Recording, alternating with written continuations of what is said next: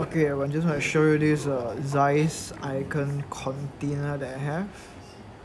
The front part, side, the other side, down, and the top part. The light meter works. You can see. I close it. Like, see, it works. However, unfortunately, it does not fire. So I'm not sure why it's stuck.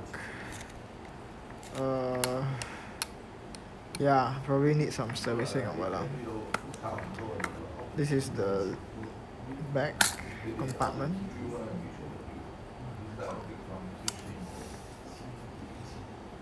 Then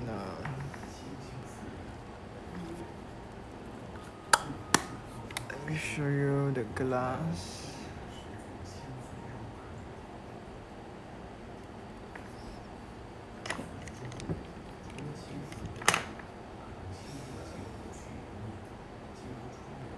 Okay.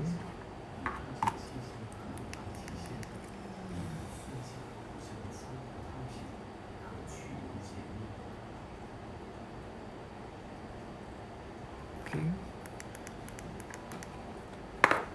Yeah, so let's sell this as it is. Thanks everyone.